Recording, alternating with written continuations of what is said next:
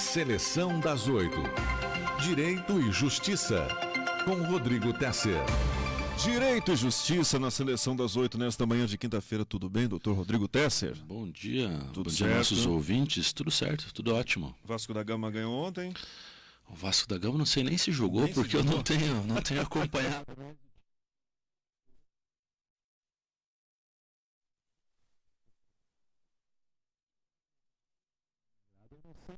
Fim do Vasco ou do Luxemburgo? Ou talvez de ambos. Dos dois, né? Eu sou um ex-torcedor pessimista, porque já fui mais apaixonado pelo Vasco, por futebol brasileiro. Hoje em dia não sou mais, acho que o futebol brasileiro é de uma qualidade técnica bastante inferior. Basta ver muito. os jogos que tivemos ontem e antes de ontem, as semifinais da Champions Sofrido, League, né? jogos de altíssima qualidade, de altíssima tensão, e não vemos mais isso no Brasil. Então eu costumo dizer que os times são ruins, os estádios são ruins, a torcida não está presente, Os a estádios são arbitragem... bons. Os estádios não são bons. Aqui no Brasil? Não, os 8 pelo menos são bons, são 9, né? Uns 4, 5, algumas arenas novas aí, sim, né? mas nós temos uma infinidade de estádios. Estádios velhos, né? Estádios velhos, não temos uma torcida educada, a arbitragem é ruim, então o espetáculo, o show não é bom. Ao contrário, lá fora nós temos espetáculos maravilhosos e que isso faz com que a nova geração já torça mais para os times de fora do que para os times aqui de dentro, né? Justamente. E não Você sem falar razão. do Vasco da Gama, você lembrar do Vasco, aquele time de 98, não fala, deixa eu tentar lembrar. Carlos Germano, Valber jogou naquele time, Odivan, Mauro Galvão, Sim. Felipe, Juninho Paulista, Juninho Pernambucano, Luizão, Pantera, Donizete fez os Donizete, gols da Pantera. final, Tinha o Luizinho no meio de campo. Luizinho. Teve uma época na lateral direita que jogou até o Jorginho. Tinha o Jorginho Paulista. Tinha o Jorginho Paulista. Juninho Pernambucano, Juninho Luizão. Paulista, Luizão. Depois de uma era mais recente tinha Edmundo, Romário. Romário, Juninho. Isso foi em 2000. Já em 2000, né? Quando- Na reta final ali. Já era o Não- Germano o goleiro? Não, era o Elton, né? Elton, Em bom 2000 goleiro. já era o Elton, Já era o depois foi Elton. pro Porto e Portugal. De 98 ainda era o Carlos Germano. Fornecia jogadores para a seleção brasileira. Era um momento, e continua sendo, em que futebol é feito com dinheiro. O Vasco tinha uma capacidade de investimento naquele momento, teve um time muito forte, tinha jogadores de seleção, tanto em 97, 98, depois em 2000, 2001. Só que uma gestão atrás da outra, de forma desastrada, faz com que o time mergulhe em dívidas. O faz Eurico Miranda cresceu o Vasco e rebaixou o Vasco, né? O Eurico Miranda foi uma bem figura paradoxal para o futebol brasileiro e para o Vasco. Sempre brigou muito pelo Vasco, porém muitas das suas atitudes prejudicaram o Vasco também. A dívida não só do Vasco, mas como da maioria dos times brasileiros explodiu, todos devendo mais do que conseguem pagar. E agora me parece que nós estamos iniciando uma caminhada, e quem iniciou com muito sucesso essa caminhada foi o Flamengo, uma caminhada de uma certa profissionalização na gestão e de preocupação com o pagamento de dívidas, porque isso não existia no futebol brasileiro. Os clubes não pagavam dívida e ficava por isso mesmo, ao contrário de qualquer outra empresa, qualquer outro cidadão. E me parece que estamos caminhando. Eu vejo uma luzinha no fim do túnel. Talvez daqui a uns 10, 12, 15 anos os times já estejam mais adequados, se tudo correr bem. Eu não sei, mas eu não vejo futuro. Dizem que eu sou pessimista, mas eu sou realista. Eu temo pelo futebol no futuro. Essa profissionalização, essa coisa de jogo demais, eu acho que estão esquecendo da base. Na verdade, o grande problema do nosso futebol são os empresários do jogador. Quando os times estavam, talvez por isso que fez os clubes ficarem endividados, porque se fabricava jogador, então se vendia, se arrecadava. Não, se precisar de dinheiro eu vendo 2, 3. Sim. Hoje a fonte secou. Os clubes já não conseguem mais produzir jogadores que estão na mão, todos eles estão nas mãos de empresários.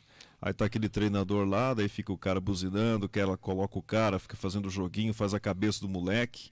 Estragaram a molecada. Nós temos um sistema que não funciona no Brasil, né? E ninguém vê isso, Começa na base, em que os garotos são, por assim dizer, aliciados já muito jovens, as famílias são aliciadas.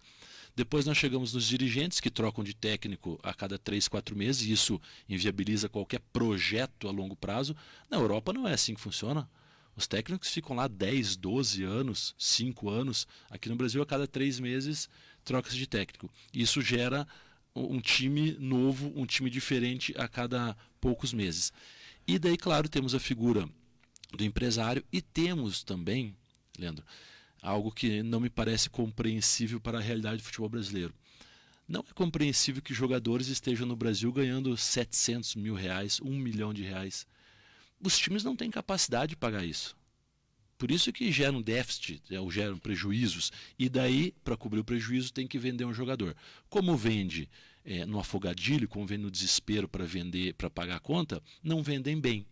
Então, de vez em quando aparece um bom negócio de jogador brasileiro. Mas a grande maioria está saindo a preço de caixa, a preço de banana. E isso não fecha o sistema. E muito cedo. Muito claro. cedo, daí eles aprendem uma vida lá, conhecem a vida que a gente não conhece, vão ver na Europa, analisam que o ambiente é outro, já querem levar a família e não voltam mais. De modo geral, os jogadores vão para a Europa, acabam jogando em alguns países por ali. E, de fato, a carreira deles permanece por muitos anos lá. A tendência é que levem a família. Alguns voltam, alguns viram dirigentes de times lá mesmo, dirigentes ou executivos.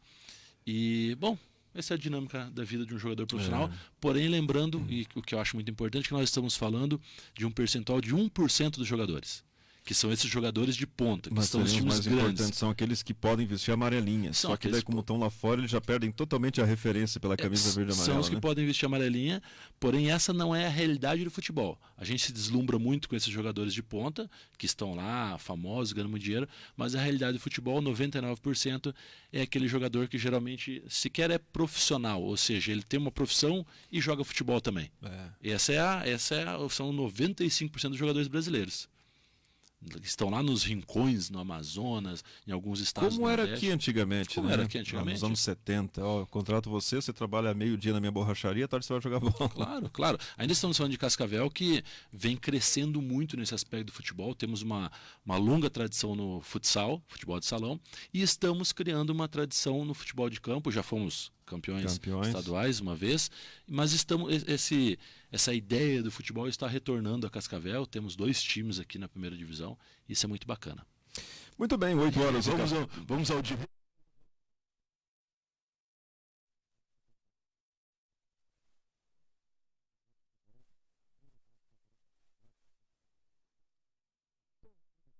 Aqui na manchete do G1, Toffoli muda voto e Supremo entende ou estende imunidade de prisão a deputados estaduais. O presidente do Supremo Tribunal Federal havia votado contra a possibilidade de assembleias reverterem prisões de parlamentares determinadas pelo Judiciário e mudou o entendimento. Em resumo, o que significa isso, doutor? Leandro, nós temos que tratar esse tema com um pouco de calma, porque as pessoas compreendam a extensão do que foi decidido ontem no STF. E, de fato, com essa surpresa, não é proibido, é até permitido na regra do jogo, que um ministro altere o seu voto até que ele seja publicado. Então, esse julgamento ele começou lá em 2017, em razão de quê?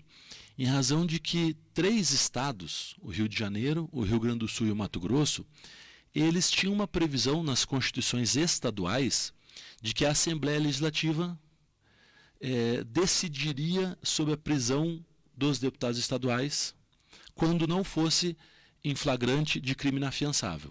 Ou seja, em qualquer outra situação que um deputado estadual fosse preso, a Assembleia Legislativa poderia desautorizar o Poder Judiciário e mandar soltar o deputado. Essa é uma previsão que existe na Constituição Federal. E essa era a discussão. Essa previsão que existe na Constituição Federal vale só para os deputados federais e senadores, ou é possível que os estados também tenham essa previsão em suas constituições estaduais e isso tenha valor, tenha validade para os deputados estaduais? Bom, esse julgamento começou em 2017 e lá foi suspenso porque 2 ministros estavam ausentes, o ministro Barroso e o ministro Lewandowski. Esse julgamento foi retomado ontem. O ministro Barroso votou pela impossibilidade de que as assembleias estaduais tenham esse poder, decidam sobre a prisão dos seus deputados. O ministro Lewandowski votou pela possibilidade. Ou seja, nesse momento do voto do ministro Lewandowski, o placar era 6-5 pela impossibilidade no sentido de que todos os estados não poderiam ter essa previsão de que a própria Assembleia decidiria sobre a prisão dos seus membros. Porém, para a surpresa da comunidade jurídica, por assim dizer, o ministro-presidente, o Dias Toffoli, mudou o seu voto. O que eu falei no começo, é permitido que seja mudado até que venha a ser publicado. E ao mudar o seu voto, ele mudou o placar do julgamento. Era 6-5 pela impossibilidade das assembleias legislativas das constituições estaduais terem essa previsão. Como ele mudou o voto, agora é possível. E o mais importante, quais são as consequências disso? Essas é que nós temos que estar atentos. Significa dizer que, por essa decisão do STF, os estados que já têm essa previsão nas constituições estaduais, Rio de Janeiro, Rio Grande do Sul e Mato Grosso, imediatamente está valendo essa previsão e qualquer prisão de deputado estadual que não seja em flagrante por crime inafiançável, por exemplo, um crime inafiançável, tortura, estupro, então que não seja por esses crimes, a Assembleia deverá ser comunicada e a Assembleia que vai decidir se aquele deputado permanece ou não preso. A Assembleia tem o poder de desautorizar uma decisão judicial e, digo mais, a Assembleia teria até a oportunidade de comunicar diretamente à autoridade policial em que o deputado está preso para que o solte. O que isso vai acarretar, penso eu? Bom, se é válido que as constituições estaduais tenham essa previsão, se os 3 estados que já têm, isso já está valendo, todos os demais estados, vai haver uma corrida e me parece que todas as demais assembleias farão emendas à Constituição Estadual para que passe a ter nas constituições estaduais essa previsão. Da Assembleia decidir o que pode ser feito. Da Assembleia decidir se aquele deputado permanece ou não preso em alguns casos. Sempre temos que ressalvar que prisão em flagrante de crime inafiançável. Por exemplo, operação lava qualquer coisa. Se não for prisão em flagrante por crime inafiançável, a Assembleia deverá ser. E o cara que eu digo, o deputado, ele estiver no exercício do mandato.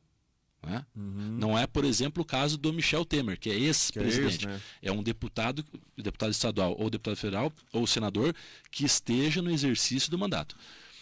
A Casa, o Congresso Nacional ou a Assembleia Legislativa dos Estados, que tiverem essa previsão na Constituição Estadual, deverá ser comunicada e ela deverá decidir se mantém-se ou não aquele deputado preso. No Congresso é assim? No Congresso é assim. No Congresso é assim. Para crimes diversos que não sejam crimes, não seja prisão em flagrante, crime inafiançável. Isso também envolve uma questão política. Por exemplo, não blinda mais o político, não blinda mais o deputado, blinda, não dá mais liberdade.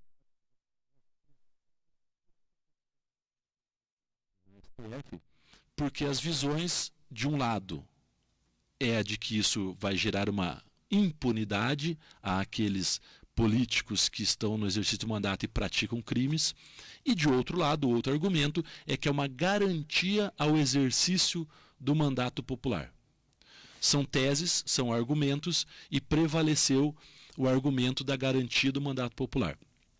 É interessante perceber, Leandro, e a grande pergunta agora é a seguinte: ok, essa previsão de que o Poder Legislativo Federal, Nacional, ao Congresso Nacional, pode decidir sobre a prisão dos seus congressistas, que o Poder Legislativo Estadual pode decidir sobre a prisão dos seus deputados.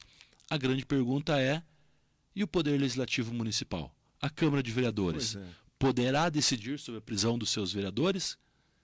Olha, me parece, nós temos um princípio no sistema constitucional brasileiro, que é o princípio da simetria. Ou seja, em termos gerais, o que vale, o que está na Constituição Federal e vale para os deputados federais e senadores, deveria valer para os deputados estaduais e assim deveria valer também para os vereadores.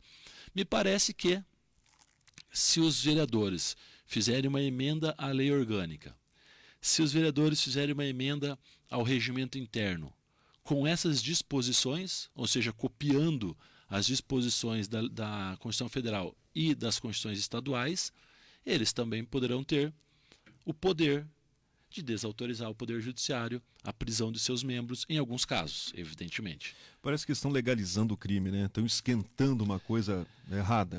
É uma tese... Estranho o próprio Supremo, né, decidir por isso. É a tese que perdeu, a tese que essa situação irá gerar impunidade, irá propiciar a continuidade dos delitos, ou seja, o deputado federal ou estadual ou senador que estava praticando algum delito veio a ser preso por uma operação, por uma sentença judicial, ele vai ser solto por ordem dos seus colegas e permitirá, se os crimes foram praticados porque ele era deputado, por exemplo, temos toda essa questão de, às vezes, devolução de dinheiro, diários e tal, permitirá que ele continue praticando os delitos. Né? É uma tese e é a tese que perdeu. A tese que venceu, como eu já disse, é a de que os poderes são independentes e há de se ter uma garantia ao mandato popular. O povo votou e escolheu aquele representante. Mas o povo não é consultado para saber se quer que isso seja definido, né? De fato. É uma de coisa fato. estranha. E daí isso gera um imbróglio jurídico, porque o poder legislativo, em alguns casos, terá o poder, a soberania de decidir sobre a manutenção ou não da prisão de algum dos seus membros. Lembrando que, para o Congresso Federal, para os deputados federais e senadores, e para o presidente da República, principalmente para o presidente da República, existe no exercício, existe uma autorização, uma previsão constitucional, de que ele só pode ser processado com autorização do Congresso. Lembrando que o Temer, o ex-presidente, teve 2 ou 3 denúncias que ficaram, por assim dizer, congeladas, ficaram suspensas e voltaram a correr agora que ele deixou o cargo. E, inclusive, surgiram mais denúncias formalizadas pelo Ministério Público e até mesmo ontem tivemos a notícia de que ele voltará a ser preso. Ele foi preso em razão de uma operação. Ele pode se entregar a qualquer momento, inclusive, né? Deve acontecer nas próximas horas, pelo menos porque até senão amanhã, ele será considerado foragido. Será considerado foragido. Então imagino que deva acontecer a qualquer momento. E ele voltará a ser preso por uma decisão que não é uma decisão definitiva, não é uma sentença do tribunal. É uma análise de condições de prisão preventiva. Nesse momento, o tribunal entendeu que faz-se necessária a prisão dele e de um suposto cúmplice dele, que é o Coronel Lima. Você acha que foi correta a prisão dele na primeira vez? Muitos questionaram isso, colocando que é alguém que poderia ter fugido do Brasil e não fugiu. Né? Deixou a presidência em janeiro, acho que faz uns 40 dias a prisão dele, né? Sim, já faz algum tempo. Ainda eu vi muitos juristas falando, olha, ele não fugiu do Brasil, ele permaneceu no endereço sabido, que é em São Paulo, quer dizer, tem todo um histórico, ligação com grupos, a maçonaria, a Ordem dos Advogados do Brasil, porque é advogado e tudo. Ele não poderia ter sido preso, pode ser investigado. Muitos questionaram isso, não foi uma precipitação, veja, um engano, um adiantamento da justiça. Nós temos que ter eu pelo menos procuro sempre ter uma visão sistemática dos assuntos. Não é que ele não poderia ser preso, pode. Não haveria necessidade, digamos assim. Aí sim, se nós formos adotar uma visão garantista do direito penal, não haveria necessidade da prisão dele, a não ser que houvessem provas concretas de que ele continuava praticando os delitos, ou seja, que naquele momento os delitos continuavam existindo, ele continuava praticando delitos. E lembrando que ele foi preso por uma operação que investigava fatos do passado. Assim como aconteceu com vários outros políticos, inclusive aqui no estado do Paraná. Então, uma das teses é de que há de se ter uma certa imediatidade, ou seja, há de se ter os delitos devem ser atuais. Não posso ser preso, ou não deveria ser preso, por um delito praticado há 5, 7 anos atrás. Mas existem requisitos para isso. E temos que lembrar que o direito é uma ciência humana. Ela está sobre a interpretação de quem aplica o direito, sobre quem trabalha com o direito. Eu posso ler uma lei, posso ver um processo e ter um entendimento. O juiz pode ter outro, o promotor outro, os tribunais outros, e esse é um sistema recursal que permite a revisão das decisões. Tanto é que ele foi preso por uma decisão de um juiz de primeira instância que entendeu naquele momento que caberia a prisão dele. Foi solto por uma decisão de um desembargador relator ou seja, já em segunda instância. E agora mandou-se prendê-lo novamente, também em uma instância superior. Talvez seja necessária agora a prisão dele em função da situação toda da investigação, até por suposta, né, coação a testemunhas, Exatamente. aquela coisa toda, para não atrapalhar o processo. Exatamente. Né? Nós temos que, eu pelo menos tenho o cuidado de falar sempre em termos genéricos, porque eu não conheço essa investigação, eu não estudei esse processo. Mas existem critérios e requisitos que permitem a prisão. Se o Ministério Público e se os juízes entendem que esses requisitos estão presentes, ele pode determinar a prisão. Se alguém entende que não estão presentes, não determina a prisão ou determina a soltura se ele já estiver preso. Então, existe isso, a questão da colheita da prova, a questão da ordem pública, né? Existem requisitos para permitir a prisão preventiva ou até mesmo temporária de alguém. Eu não saberia dizer se naquele processo específico esses requisitos estão ou não presentes. A questão é que nós acompanhamos, há uma discussão jurídica interessante, porque um juiz entende de um modo, o tribunal entende de outro, e assim essa é a realidade de quem trabalha com o mundo jurídico, você ganha aqui, perde no tribunal, ou vice-versa, então é uma ciência humana. Muitas vezes as pessoas não compreendem o que está acontecendo, que o mesmo poder judiciário decide de formas diferentes. Mas para quem trabalha com isso, para quem está no dia a dia disso, sabe que esse é o sistema, sabe que essa é a regra do jogo e é importante para a democracia, é importante para as garantias individuais que existam os recursos e a revisão dos julgados. Porque você imagina você ser preso ou condenado em uma única instância, sem possibilidade de dizer para ninguém que aquela sua condenação está errada. Não, há de se ter uma possibilidade de recorrer e é assim que é o sistema ocidental, pelo menos, do qual o Brasil faz parte. 8 horas e 28 minutos. Deixa eu tirar uma dúvida contigo aqui. Aliás, não é dúvida, é só saber a sua posição. É dúvida ou é consulta? Não. Você quer um conselho ou você quer uma consulta? Um conselho. O conselho é faça uma consulta. Você fala com a consulta, ele me cobra honorários. Decreto sobre porte de armas testa limite da lei no STF no Congresso. Já tem jurista olhando, né, atravessado para essa lei. Esse tema sei. vai dar o que falar. Eu acho que porque tu exagerou. Tu veja, o Bolsonaro ele está pagando uma dívida de campanha. Ele prometeu isso. Ele prometeu a flexibilização do porte e da posse de armas. Lá em janeiro, ele assinou um decreto flexibilizando a posse, que é você ter uma arma, o registro da arma, ter na sua casa, eventualmente no seu ambiente de trabalho. Agora, ele fez um decreto, ele assinou o decreto na terça-feira, publicou ontem esse decreto, flexibilizando o porte de armas. O porte, ou seja, aquela autorização para que você carregue a arma, que a arma esteja contigo para onde você for. Segundo algumas notícias que eu li, essa flexibilização foi tão ampla que ela permitiria que aproximadamente 20 milhões de pessoas passem a ter esse porte. Significa o quê? Ele flexibilizou para algumas profissões, advogado, jornalista, agentes políticos, agentes de trânsito, uma infinidade de categorias, colecionadores. Ele aumentou a possibilidade de que os atiradores profissionais e colecionadores tenham um número maior de cartuchos. Era um número bem pequeno, agora é um número maior. Ele ampliou o conceito de residência. Agora um proprietário rural que podia ter a sua arma dentro da sua casa, toda a extensão do imóvel dele agora é considerado residência. Eu acho justo. Ou seja, ele pode portar essa arma por toda a sua residência, por todo o seu imóvel. Alguém lá, vai chegar o bandido, você fala, dá um tempinho, vou pegar minha arma lá, daí a gente vai duelar. Não, né? E assim, o que isso é um debate dos mais controvertidos. Tem uma questão sociológica nisso daí, tem uma questão de estatística e tem uma questão jurídica.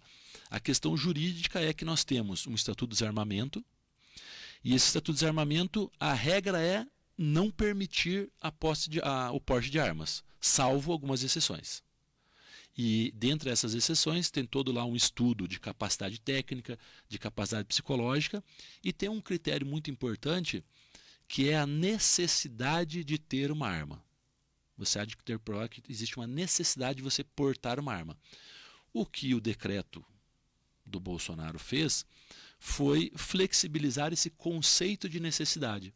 Ele presume que algumas pessoas, algumas categorias têm essa necessidade. Ou seja, advogado. Presume-se que essa cumpre alguns requisitos, não é simplesmente eu, enquanto advogado, ir ali agora na loja de armas e comprar uma arma e sair com ela na cinta. Não. Só que os requisitos que eram muito duros, muito rígidos, estão flexibilizados. Ou seja, eu posso ir na Polícia Federal, pedir uma autorização, assino alguma documentação lá, preencho uns requisitos, faço uma avaliação de capacidade técnica e psicológica, verifico se não tenho antecedentes criminais e, passando por essa fase preliminar, vou lá e adquiro a minha arma e, enquanto advogado, posso portar ela. Juridicamente, existe uma dúvida se o presidente Bolsonaro, por decreto, pode fazer isso. Porque, em tese, é um conflito entre um decreto presidencial e uma lei já existente há bastante tempo. Não tenha dúvida nenhuma que essa discussão vai chegar no STF e eles terão que decidir. E eles não estarão decidindo sobre a posse e o porte de armas. Eles estarão decidindo uma questão jurídica sobre: pode o presidente, por decreto, que é um ato próprio, um ato exclusivo, decreto presidencial, flexibilizar conceitos previstos em lei? Então a STF vai ter que decidir sobre isso. Outros ângulos, Leandro, a questão psicológica, sociológica, de estatística criminal, do que vai gerar essa flexibilização do porte de armas, nós ainda não temos como saber. O que existem, aqui no Brasil, evidentemente, o que existe são estatísticas de outros países. Eu, particularmente, não me agrada a ideia de que as pessoas estejam armadas pela rua. Em alguns casos, sim. Em alguns casos, sim. Só que hoje eu acho que o povo está mais doido que no passado, sabia? Ou seja, quanto mais você estuda, mais você conhece, talvez mais você tenha a noção do que você pode fazer ou não, dos seus direitos e deveres, e o que pode acontecer com você, dependendo da tua reação, decisão, tua ação. Mas, por exemplo, jornalista e repórter policial. Tem muita gente boa no mercado, mas tem muita gente doida. Eu estou falando que eu conheço. Advogados também. Muita gente que consome bebida alcoólica em excesso, viciados em drogas. Nós não somos ingleses, por assim dizer. Não somos aquela sociedade fria. Eles lá também, evidentemente, que também tem. Mas deixa eu dar um número para você, um número aproximado, evidentemente, para a gente refletir.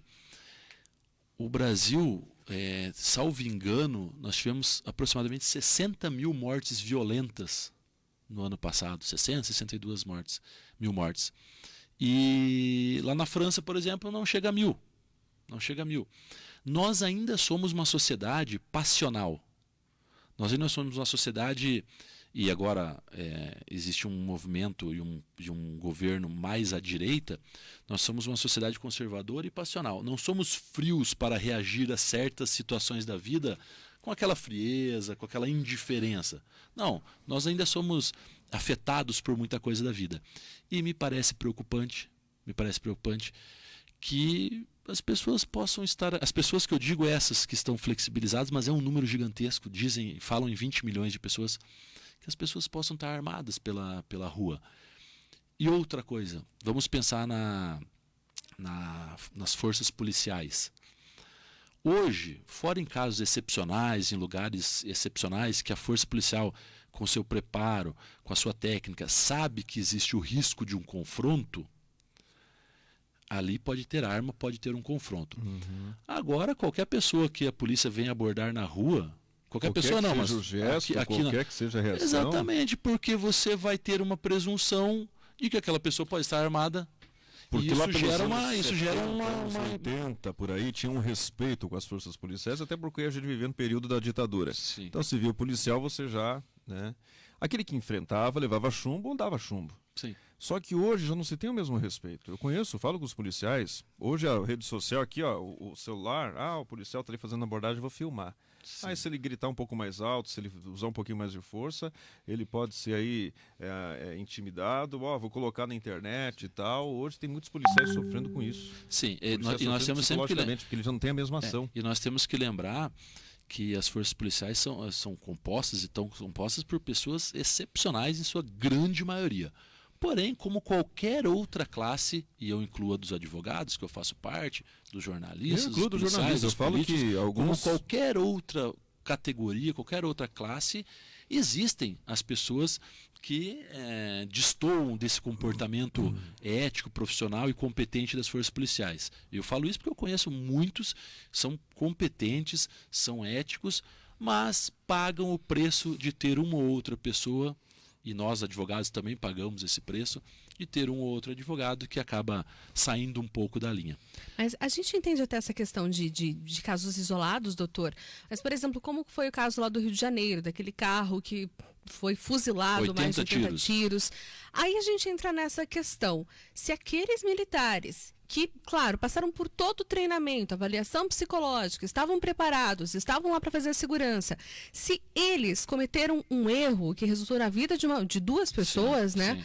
E aí, a população, será que ela vai estar preparada realmente para andar com essas armas? Eu acredito que não. Eu acredito que não. E é por isso, esse é um dos fatores que não me agrada uma liberação discriminada das armas. Eu me sentiria, falo isso particularmente, eu me sentiria deveras incomodado se soubesse que todo mundo está armado aí pela rua. Eu me sentiria muito incomodado com isso.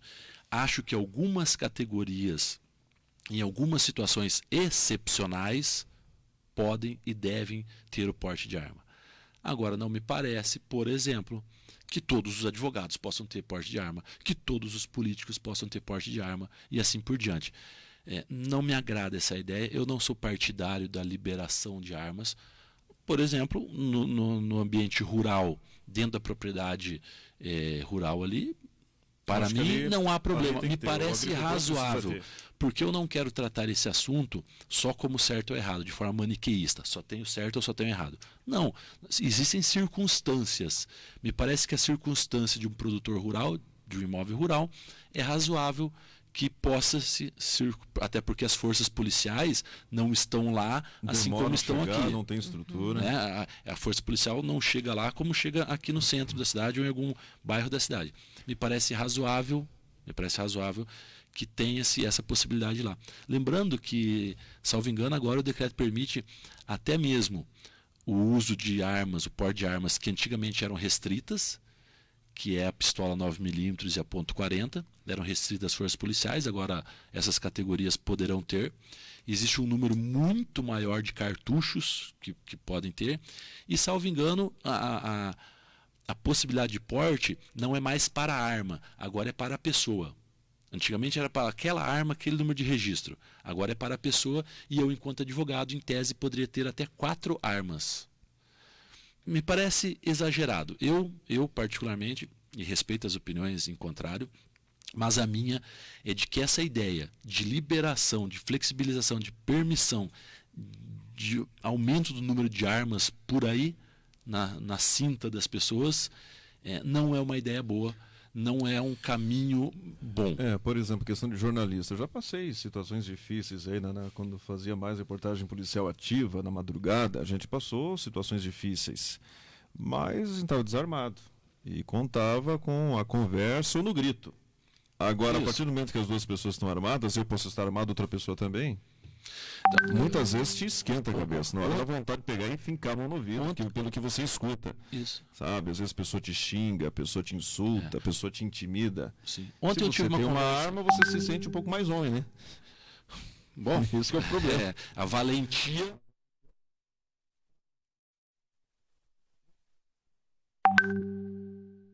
Paixões e é contraditório. No meu modo de ver, se eu estou em algum lugar que eu possa estar armado e que várias pessoas podem estar armado e surge uma discussão, seja por qual assunto for, e eventualmente alguém agride alguém ou eventualmente alguém saca a arma, me parece que nós teremos uma situação gravíssima de várias pessoas armadas podendo causar um certo tiroteio ali. O meu interlocutor, a outra pessoa que estava conversando, falou assim, não, é o contrário. É o contrário. Se todo mundo souber que está armado, ninguém vai fazer nada. Isso era antigamente. Então, esse argumento dele não me convenceu, porque eu volto a falar, nós vivemos num país com um número de criminalidade alto, nós vivemos num país que as pessoas ainda são bastante passionais, os latinos têm esse sangue quente, é uma questão cultural isso, nós temos isso, em comparação com algumas sociedades mais frias, né? Vamos pegar os países nórdicos lá e tudo mais. Não me parece uma boa ideia que você possa estar num lugar e surge uma discussão, igual você falou. Hoje surgiu uma discussão, não é o ideal, mas o máximo que vai acontecer é você brigar com o cara e ir para as vias de fato. Daqui a pouco todo mundo está armado, será que não vai começar um tiroteio, uma troca de tiros, e daí um tira para tirar no um e acerta o outro? Não sei. Quando você e a Raquel discutir algum assunto antigamente, eu sei de histórias, vamos discutir, a Raquel puxava e deixava dela aqui. Eu puxava e deixava aqui, todo mundo sabia que estava. Qualquer coisa pegava as armas. Mas hoje ninguém vai fazer isso. Não, claro que não. Hoje não existe respeito ao ser humano. E o trânsito, que é um lugar que todo mundo perde a cabeça, é o trânsito. Você já imaginou as pessoas portando uma arma ali, ter uma discussão de trânsito, ter um acidente? Mês passado viralizou um vídeo assim, né? Que a mulher acho que deu uma fechada nele quando ele foi entrar no posto de combustível, a mulher brigou, ou eu acho que eram 2 homens, na verdade, e daí um não gostou, ele só saiu do carro, atirou nela, atirou na pessoa e foi embora. Eu acho assim, compreendo o argumento das pessoas que dizem, vivemos num país perigoso, sim, é necessário que o cidadão tenha a possibilidade, o direito de portar a sua arma, de defender-se. Tem toda aquela questão de o bandido está armado e o cidadão de bem não está. Sim. Esse é um argumento, é válido e deve ser ponderado. Porém, no todo, numa questão cultural para a sociedade brasileira, numa questão de avanço da sociedade, não me parece um bom caminho essa flexibilização indiscriminada, essa permissão de que as pessoas estejam armadas por aí. Sim. Um outro ponto que eu achei estranho também foi a questão de poder ter o porte atirador, no caso, né, entre, sim, a casa e o local do clube de tiro, sim, poder estar com a arma municiada também. Por que teria necessidade? O argumento é o seguinte, das pessoas que defendem essa ideia. Ele é um atirador profissional ou um colecionador de armas, joia. Aí ele está indo da sua casa até o local em que ele pratica, em que se encontram as pessoas que praticam ou que conversam e têm esse assunto em comum, coleção de armas, por exemplo. Qual é a lógica dele estar armado e não estar com essa arma carregada se ele vier a sofrer um assalto com alguém com uma faca ou só mesmo na valentia, ele está armado, mas não tem como usar arma? É o argumento. Não me parece tão bom assim, não me parece uma justificativa tão razoável, mas nós temos que lembrar o seguinte, e isso é algo que temos que nos submeter. Esse governo foi eleito pela maioria da população brasileira com essas ideias. Verdade. Então eles estão entregando o que prometeram. Ele prometeu a flexibilização da posse do porte de arma, está entregando. Eu posso discordar, você pode discordar, temos todo o direito de discutir isso juridicamente, temos todo o direito de criticar o governo por fazer isso, mas no fundo, ele está entregando o que a maioria da população brasileira escolheu. Ali em outubro de a maioria não quer dizer que eu não possa pensar diferente dessa maioria. Porém, ele não está praticando, ele não está fazendo nada de inesperado. Ele está fazendo o que 57 milhões de pessoas brasileiros escolheram em outubro de 2018. Doutor Rodrigo, um abraço ao senhor, felicidades, ótima quinta-feira. Vamos liberá-lo logo, né? Já tem compromisso e às 8h44 ele está aqui. Um abraço, ótima quinta-feira. Muito obrigado pela atenção, pelo espaço. É sempre um prazer ter essa conversa, esse bate-papo aqui. E boa semana a todos. Nos vemos na próxima quinta-feira. Vamos para o intervalo, que o Anderson está me olhando atravessado. Eu estou achando que ele está armado. Até intervalo, já voltamos.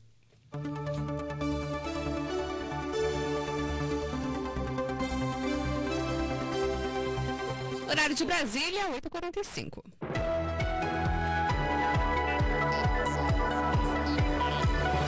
Estamos apresentando Jornal da Nacional News, primeira edição.